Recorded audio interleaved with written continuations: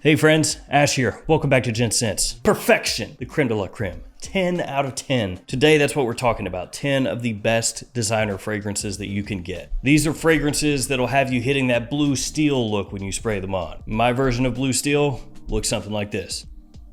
Pretty good. I mean, compliments roll in when I walk into any place looking like that. But yeah, we have just some absolute stone cold bangers here today. Let's check them out.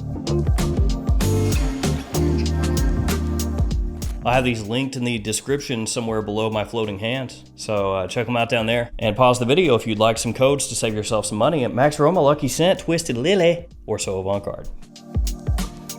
These are in no particular order, so let's just jump right into it. First one that I want to talk about is Dior Sauvage Elixir. Now this is crazy pricey for a designer fragrance, but thankfully you get a lot of bang for that buck because this will last an eternity. It is just nonstop, the longevity of this fragrance, and the projection is huge as well. And for better or for worse, I mean, it's Elixir. This is like the OG Elixir. Now everybody wants an Elixir version of a fragrance, but Dior kicked it off with this one, and they kicked it off in style. It's an extremely masculine fragrance, extremely sophisticated as well. It's that type of scent that just commands attention, makes you smell like $1,000,000, has kind of a throwback feel to it a little bit. I really dig it because it reminds me slightly of fragrances from the 80s, which I still really enjoy. Sauvage Elixir for me is just a standout release, and I actually like it more now than when it first came out. And when it first came out, I thought it was awesome. Yeah, that one for me, it's gotta be a 10 out of 10. And it's one that just, as time goes, I like it, as I said, more and more and more. I like it more today than I did a month ago. After that one, let's talk about one of the newest pickups of mine, actually. It's Lalique's Ombre Noir. Now, I've known about this one for a little bit, but couldn't really find it in the US on the cheap, and it's a Lalique, so I wanted to pick it up on the cheap. Just one of those deals, man. In the United States, Lalique is a brand, fragrance-wise, you kind of want to pick up for a discount because they are always discounted so much. I know if anybody from Lalique is watching this, they're like, no, pay retail. That's how we make more money. Sorry about that. So it pretty much comes in the same bottle style as Ombre Noir, only this one is obviously not painted and then has a different cap. And Ombre Noir, this is actually worth retail. Like when I got this in and smelled it, I was like, pfft.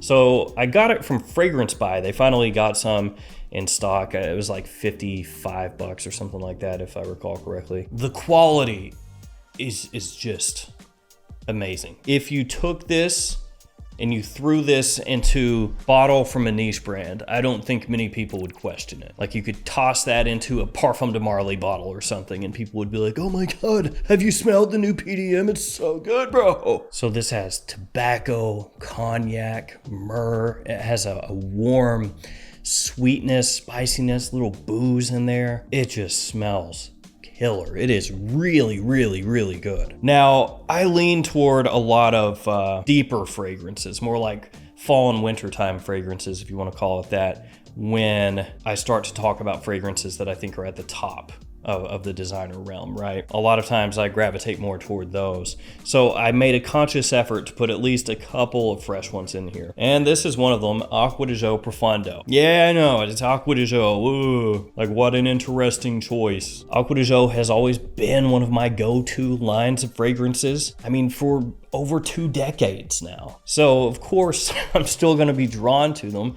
And Profondo is right now my favorite. So I think that this is just a standout fragrance when we're talking spring, summer, daytime scents. I love this stuff. A modern take on Acqua di Gio, nice little green edge, some minerality to it. Massive compliment factor, super easy to wear. Everybody loves this stuff. Acqua di Gio Profondo is fantastic. This is great. After that one, let's hop on over to Tom Ford with this one, Noir Extreme. Now, Noir Extreme Parfum is also very good, but for this video, I think I'm gonna roll with this one. It's just very unique. When you compare this to pretty much any other designer fragrance out there, other than Tom Ford Noir Extreme Parfum, this is 100% its own thing. It's got cardamom, saffron, vanilla, amber, and kulfi as some of the notes in the fragrance. And even though it has that sweetness coming through from the vanilla and the amber and the kulfi, it also has this effervescence to it, this sparkle to it. But instead of having like a good amount of citrus and ginger or something like that,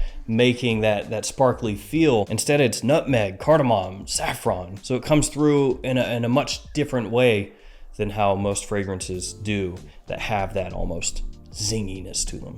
From Tom Ford Noir, let's go with Mugler Cologne. Yeah, Mugler Cologne. A lot of people may not think of this as a 10 out of 10 fragrance or a perfect fragrance or anything like that. And that's because it's been out for a while, first off. And it's really a fragrance that's just soapy, clean, green, and fresh. And so that may not get as much hype or be as heralded as something else that comes out that's more in your face or more complex or has a richer scent profile, a sweeter scent profile. But I think that when you're thinking about just fragrances that during spring and summer that are office safe, that are going to put you in a good frame of mind, that again are very clean and have a green feel to them, that's one of the best that's ever been made. I love this stuff. It's extremely easy to wear, and it has stood the test of time. It smells just as good today as when it was released. It doesn't smell dated at all. They have changed the name on it. It's Mugler Cologne Come Together now, because they did the whole Mugler Cologne line. They expanded on it, but still, Mugler Cologne, that stuff rocks. Let's go with this one next. Narciso Rodriguez For Him Blue Noir Parfum. This one gets overlooked a little bit compared to some of the other fragrances that it has been compared to, some of its contemporaries.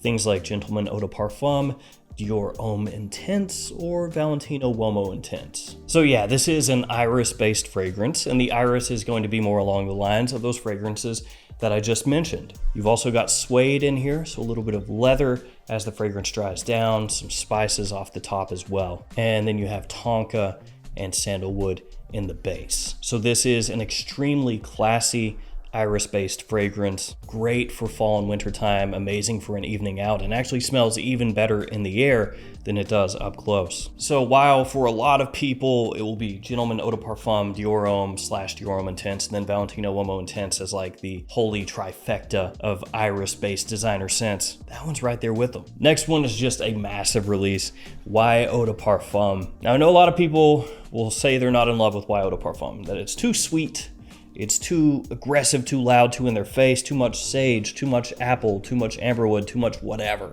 I love it.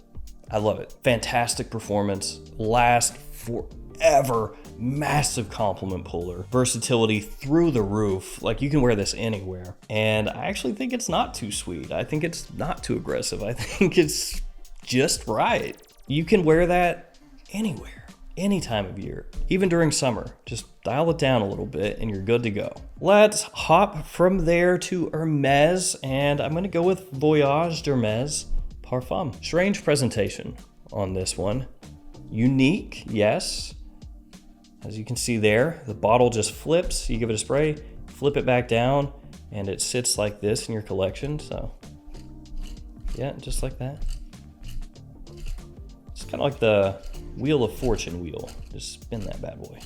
One unfortunate thing about this presentation though, this is my second bottle of the fragrance, had one years back as well. These little buttons where it says Hermes right here, they have a tendency to pop off. And also this little mechanism inside here that helps you spin the bottle, that also has a tendency to pop off sometimes as well. So that can be annoying, but the fragrance is awesome. Cardamom, lemon, tea, additional fresh spices, kind of an aromatic feel to it. Good amount of citrus, sweet, fresh, lively, classy, all at once. Some light floral notes kind of dancing around the edges of the scent, woods and musk as it hits the base. It is crazy good. I mean, it is completely overlooked nowadays. At this point, it's pretty much Terre d'Hermes, H24. That's what most guys think of when it comes to Hermes. But that one right there, an under the radar beast at this point. Let's follow that one up with Le Mal de Parfum. Le Mal de Parfum.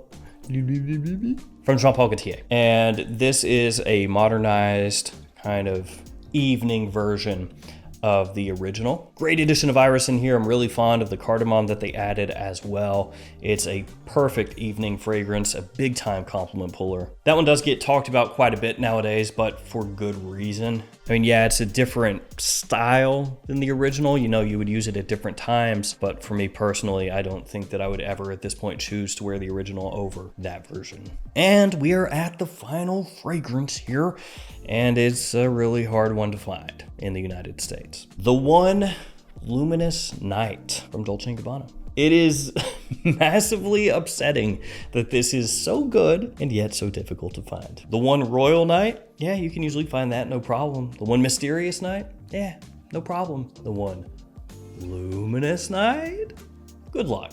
It has a note of dates, which is just off the chain. It smells so good. It is a perfect evening fragrance, another massive compliment puller, quite unique smelling as well. It maintains that warm, sexy, kind of spicy sweetness that you would expect the One flanker to have, only it's ramped up, made more elegant, made more sophisticated. It is a wonderful fragrance. It is possibly the best The One, period.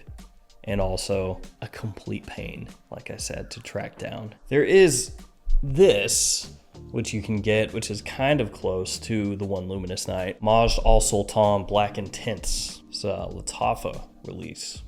I hate the bottle. It's fuzzy, it's kind of weird. But if you cannot find the One Luminous Night, this will get you kind of close to that. Or alternatively, if you have the One Luminous Night and you want something that you could wear that's cheaper, but it's gonna get you similar vibes, you could get that one. So there we go, 10 different perfect 10 out of 10 designer fragrances. Each and every one of these right here in front of me, I love. These are all great releases. More of this, please. Well, not exactly like this, because then it would be redundant, but you know what I mean, like good releases, more of that. Thank you guys for hanging with me here today. Stay safe out there, and I'll see you again tomorrow with another fragrance video. See you later.